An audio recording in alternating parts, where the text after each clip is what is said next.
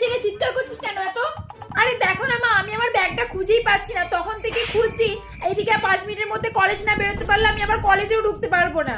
হ্যাঁ, কলেজে তো আমিই যাই, তাই ব্যাগ গুছিয়ে রাখার দায়িত্ব তো আমারই।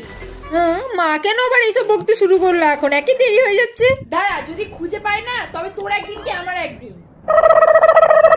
এই ছেড়ে ছেড়ে মা যদি এখন খুঁজে পেয়ে যায়, এ ভগবান যেন মা খুঁজে না পায়, তাহলে একটা মারও আমার ভুয়ে পড়বে না। এই যো, এটা কি? এই সেরেছে, মা খুঁজে পেয়ে গেল ঘাটের মারা। আমি যেখানে চোখে দেখতে পাই না, এতক্ষণ ধরে খুঁজলাম তাও দেখতে পেলাম না। দূর, চোখ থাকতেও তো তুই কানা। ভগবান চোখগুলো দিয়েছে কি জন্য? টিভি আর মোবাইল দেখার জন্য। উনি নাকি আবার কলেজ যাবেন, না ধর। তাহলে ব্যাগটাকে চুরি মারার কি আছে? মা সবসময় আমার সাথে এরকম করে। দূর, ভাল লাগে না, থাকবোই না বাড়িতে, আমি চলে যাবো।